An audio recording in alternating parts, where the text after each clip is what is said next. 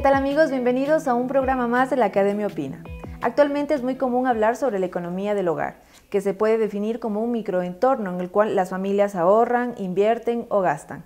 Es importante conocer la responsabilidad que conlleva administrar los recursos económicos familiares. Y para conversar sobre este importante tema, hemos invitado a la doctora Daisy García, coordinadora de la carrera de Economía de la UTPL y vicepresidenta de la Red Académica Ecuatoriana de Economía, y al magíster Raúl Miranda, quien es presidente del Colegio de Economistas de Loja y Zamora Chinchipe y además es expresidente de la Federación Nacional de Economistas del Ecuador. Es un gusto contar con su presencia, bienvenidos. Muy bien, para poder empezar este diálogo, Daisy, en términos económicos, ¿a qué nos referimos con la economía del hogar? Bueno, gracias por la invitación para conversar sobre este importante tema, sobre todo para que la comunidad sepa en qué consiste la economía del hogar. Y bueno, en sí cuando nosotros estudiamos la economía lo que se busca es administrar los recursos para el bien de la humanidad, pero hablando específicamente de economía del hogar ya nos centramos un poco más a lo que son las familias o las personas que forman parte de un núcleo familiar, y la idea es que consiste en una administración del dinero o en el hogar o de recursos con la finalidad de que esta administración sea eficiente, utilizarla de la mejor forma, por ejemplo, el tiempo, el dinero, los materiales o bienes que cuenta la familia. Básicamente consiste en eso, administrar correctamente los recursos con los que cuenta una familia.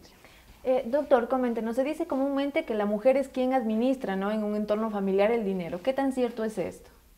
Bueno, de la experiencia que nosotros vemos, y al menos en mi asunto personal, es cierto que las mujeres administran mejor el dinero, pues son un poquito más acuciosas, ¿no?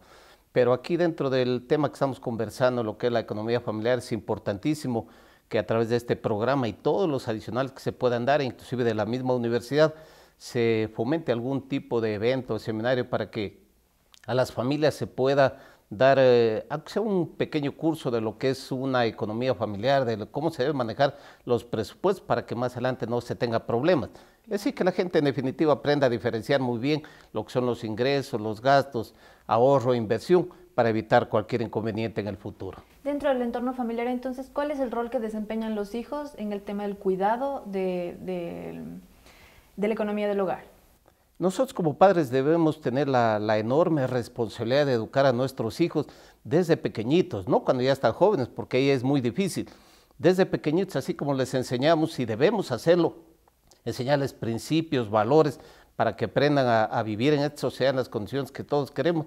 También tenemos que educarlos financieramente, porque es importantísimo que los jóvenes y nosotros mismos aprendamos a manejar un presupuesto sencillo, un presupuesto familiar, y nuestros hijos sepan que el dinero no viene gratis, que hay que ganarlo, y que los ingresos que nosotros percibimos hay que cuidarlos. Claro, que siempre... consciente. Claro, que no podemos decir, a ver, ustedes hijos van a ganar $100 y gasten nomás 120 y después vienen los problemas. Tiene que tener esa educación financiera para que sepan que si van a tener un tipo de ingreso, los gastos deben ser menores.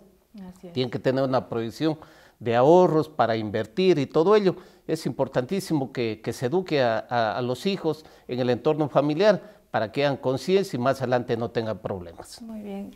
Doctora, coméntenos, ¿usted cree cuáles son los gastos que no se deben escatimar dentro del hogar?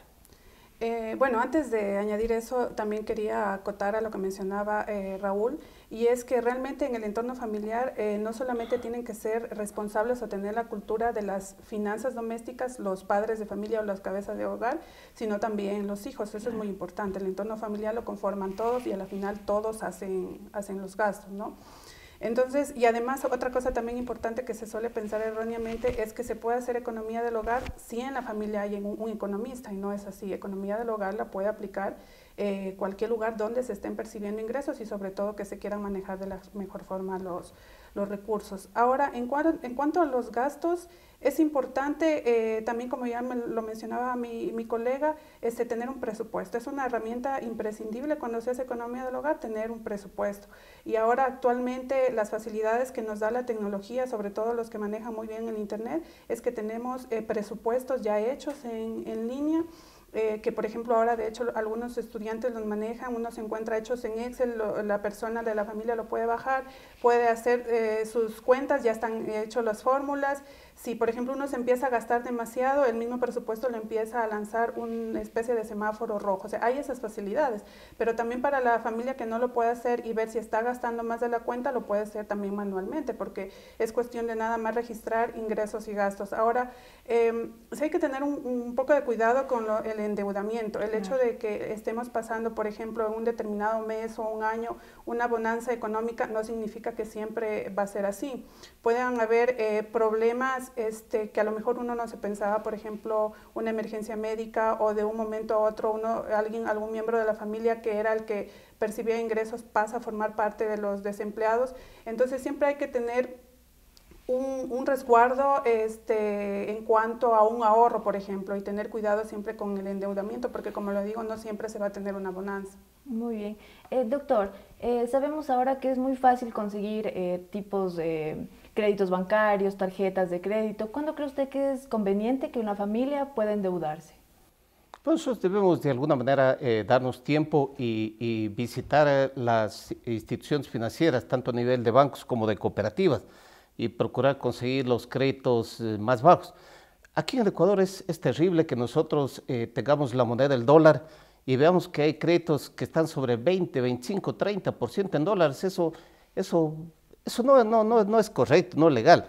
Ahora es importantísimo, nosotros vemos, por ejemplo, que hay dos instituciones financieras, que una estatal y otra privada, donde le ofrecen crédito hipotecario a cerca del 5%. Entonces eso es lo correcto, eso es lo normal.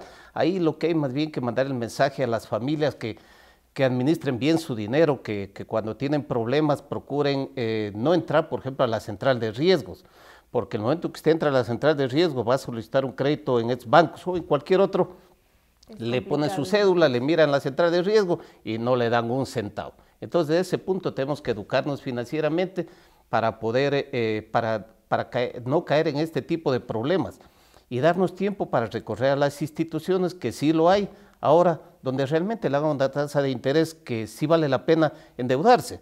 Entonces ahí sí es bueno a nivel de padres de familia.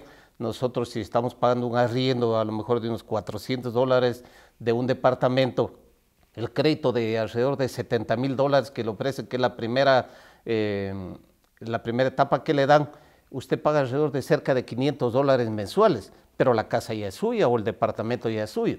Entonces es importantísimo de que la gente también se proyecte a ello, desde luego teniendo una base, que nosotros de alguna manera u otra tengamos un ingreso fijo que nos permita proyectar eso.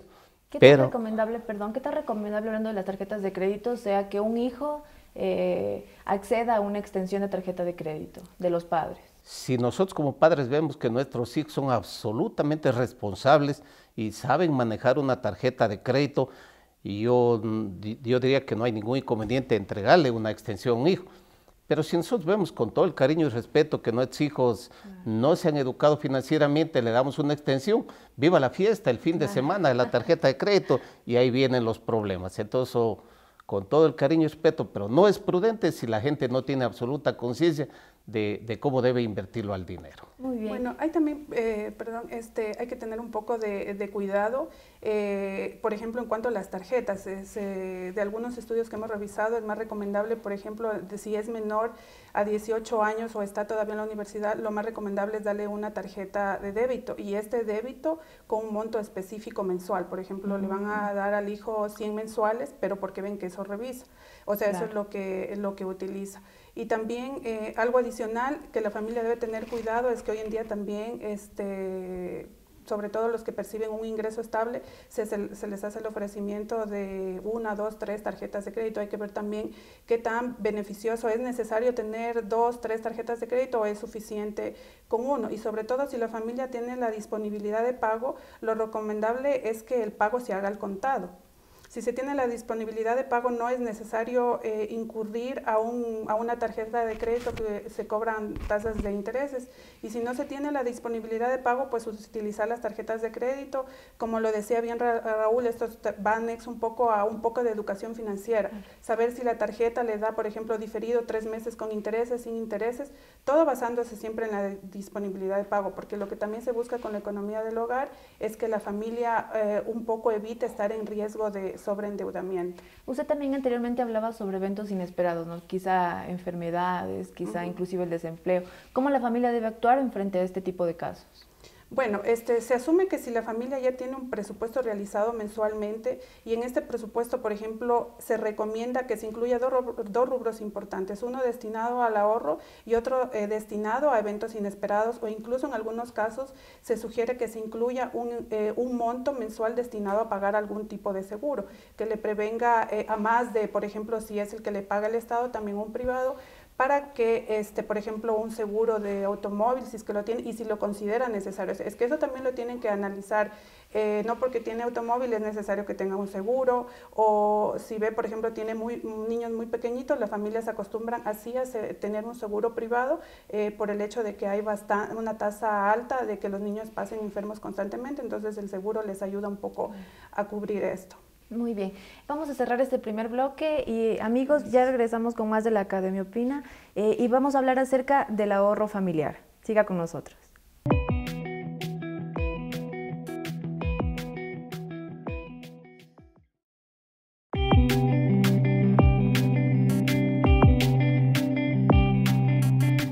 Amigos, estamos de regreso en su espacio, la Academia Opina, y vamos a continuar hablando acerca de la economía del hogar. Doctor, ya hablamos un poco, ¿no?, con respecto al Ecuador. Coméntenos cómo se encuentra el Ecuador en la situación de la economía del hogar. Nosotros tenemos un ejemplo que creo que la mayoría o casi todos los ecuatorianos lo podemos palpar.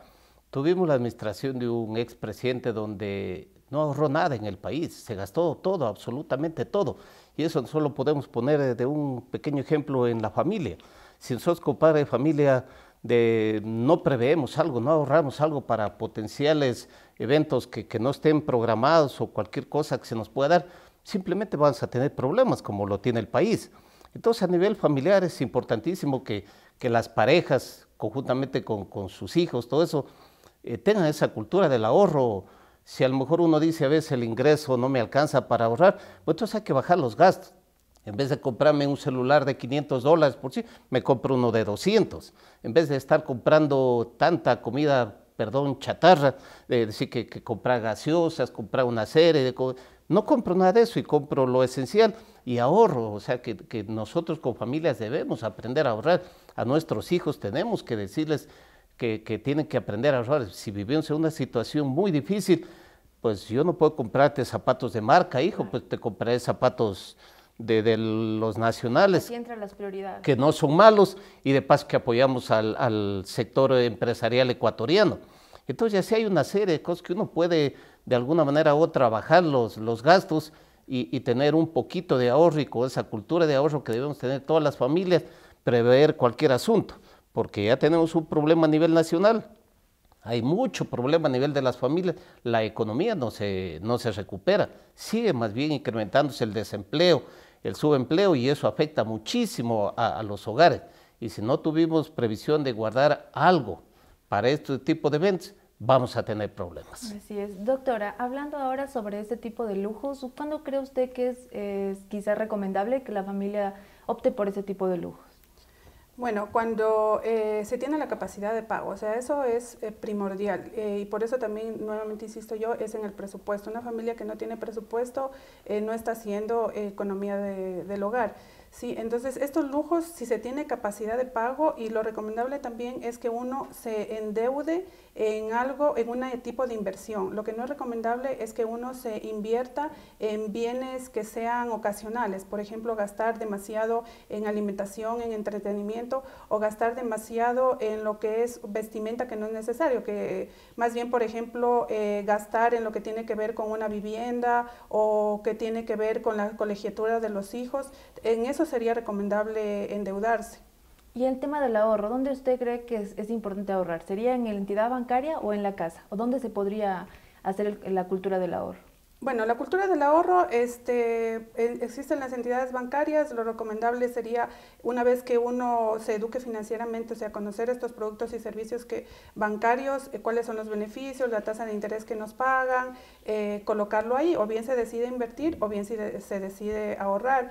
Y lo importante es que cuando se decide ahorrar es tener una meta, y en este caso en la cultura del ahorro se puede determinar dos objetivos. Uno que puede ser una meta concreta, por ejemplo, el siguiente año me quiero quiero comprar una casa, quiero irme de viaje, entonces la familia decide cuánto ahorrar mensualmente. Y en el caso, en cambio, de que se tenga la cultura del ahorro, o sea, querer ahorrar porque realmente hay disponibilidad de ingresos, lo recomendable es que se ponga una meta fija, y aquí hay ventajas. Por ejemplo, algunas entidades bancarias ofrecen productos o servicios que tienen que ver, por ejemplo, cuentas de ahorro objetivo o ahorro para el futuro de las universidades, y tiene determinados beneficios, pero eso también la familia tiene que ser consciente y educarse financieramente para saber qué es lo que le conviene o no, si le conviene tener ese dinero en cuestión de ahorro, o si le conviene invertir en ese dinero a lo mejor en algo que le va a dar un poco más, o si le conviene, incluso si tiene un monto grande de dinero ahorrado, meter, por ejemplo, en un plazo fijo que a lo mejor le va a dar una tasa de interés más alta. O sea, todo eso lo tiene que el interesado educarse financieramente para saber la familia qué es lo que más le convendría hacer con este dinero. Doctor, invertir en bienes raíces, es decir, la casa o terreno, ¿esto se convertiría quizá en un gasto o una inversión? Bueno, es una inversión segura, si es quieren, lo que es bienes raíces, y es importante desde el punto de vista que si nosotros vamos a invertir en la vivienda de uno, se vuelve casi indispensable porque es muy necesario. Pero si alguien tiene recursos como para invertir en algún departamento adicional, y luego a lo mejor ese departamento le produce una rentabilidad vía arriendo, en buena hora, porque es importante también que el ahorro se invierta en productos que a uno le dé una rentabilidad, que no esté muerto ahí el ahorro. Hay veces que uno invierte en productos, en bienes y servicios que no le producen ningún beneficio. Muchas veces uno inclusive se excede. A veces uno invierte con lo poco que tiene, se compra una casa enorme, se compra un carro de marca que le cuesta 60, 70 mil dólares y vive endeudado para toda la vida. No. Además de que no ahorra, uno cree que ahorra. Además de que no ahorra, más encima tiene que pagar unas cantidades enormes de dinero, y prácticamente al final del día se da cuenta que eso no ha sido muy beneficioso. Claro, entonces uno tiene que, de acuerdo a las posibilidades económicas que tiene, ver hasta qué punto uno puede invertir, ver lo que es más conveniente, y aprender a ahorrar o aprender a invertir los pocos ahorros que uno tenga, aprenderlos a invertir en algún producto que a uno le dé una rentabilidad, para que sea como manera de otro ingreso adicional. En las instituciones financieras, como lo decía Fanny, hay productos como por si el crecidiario o algún otro tipo de producto, donde uno tiene que tener desde luego la certeza, porque no hay que dejarse tampoco marear. De repente las instituciones financieras o algunas otras empresas fantasmas que salen por ahí, le dicen que ahorre y le da una tasa de interés más alta, y cuando usted se da cuenta, ha perdido todo, porque de la noche a la mañana desaparecen. Lo mismo es ahora que el sistema financiero hay mucho problema. Vemos nosotros con mucha pena cómo han cerrado muchas cooperativas a nivel nacional. Entonces no es muy prudente, a lo mejor, que a veces cuando uno le ofrece una tasa de interés alta, ir a dejar el dinero, después tenemos problemas porque no lo podemos recuperar. Entonces, a la medida de las posibilidades, sí es necesario bajar los costos lo más que se pueda, para obtener por lo menos un 10, un 20% de ingresos que nos permitan ahorrar, y con eso tener un colchón para el futuro. Muy bien. Daisy, ¿qué porcentaje del ingreso familiar debería ser destinado al ahorro? Bueno, depende de los ingresos, o sea, decir que existe un porcentaje específico, no, porque hay personas que a lo mejor salen con las justas entre ingresos y gastos y no tienen esa posibilidad de ahorrar. Más bien ahí lo importante es que la familia tiene que estar consciente que no debe gastar más de los ingresos que percibe, y ahí sí hay un porcentaje que se considera que es la capacidad de endeudamiento o el límite de endeudamiento. Una familia debe tener en cuenta esto, es decir, su capacidad de endeudamiento no debe ser más allá del 35% del ingreso neto, y en el caso de que ya acuda al límite de endeudamiento, no debe ser superior al 40%.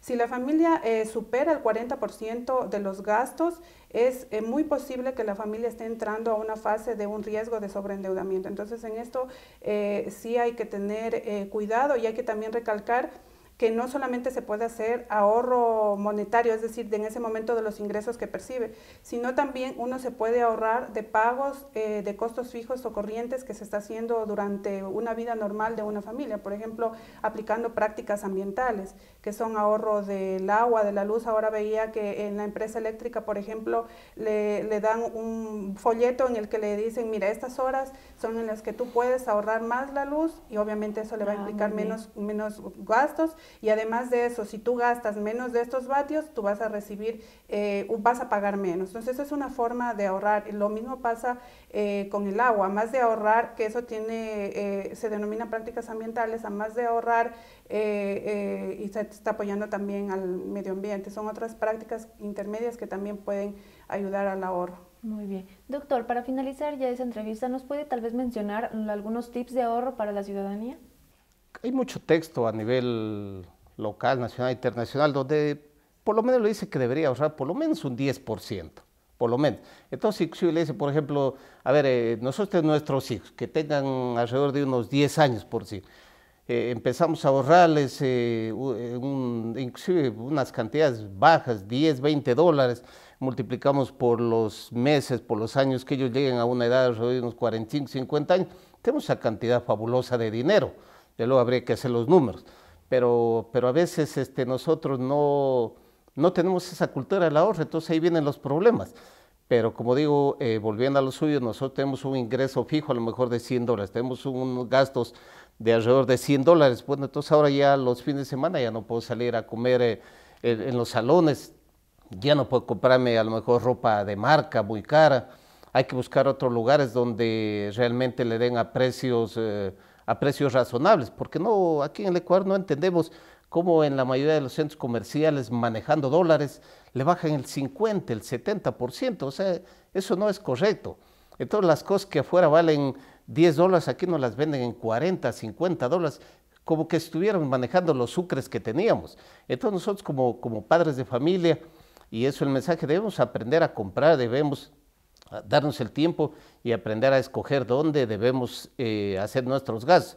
Y todo ese gasto hormiga que normalmente lo tenemos, que hoy día compramos una papa, que mañana nos vamos a comer en otro lado, que nos compramos una gaseosa, que medio el pantalón ya por aquí está medio descolorido, que ya lo boto, que los zapatos ya los cambio. O sea, ese tipo de gastos tenemos que evitarlos para de alguna manera bajar un poquito los gastos y tener las posibilidades de tener algún tipo de ahorro. Y quizá a lo mejor el mensaje para las familias, a veces uno cree que solo teniendo un empleo y con eso es suficiente. En lo posible, uno debe aprender a tener un empleo, ¿no es cierto?, sea en el sector público o privado. Adicionalmente, uno tiene que aprender a ser un emprendedor, a la medida de las posibilidades, tener un negocio propio, vender vía internet, vía catálogo, darse tiempo saliendo de las oficinas 5 o 6 de la tarde, a lo mejor tener otro tiempito más para trabajar. Y si es posible, inclusive a lo mejor un fin de semana, mientras las fuerzas nos den, trabajar adicionalmente o tener un trabajo en una institución pública o privada y en la noche la gente que se haya preparado tener un trabajo en una universidad. Es la única manera de obtener algo en condiciones normales y en una forma sana, claro, porque si no, no hay otra manera.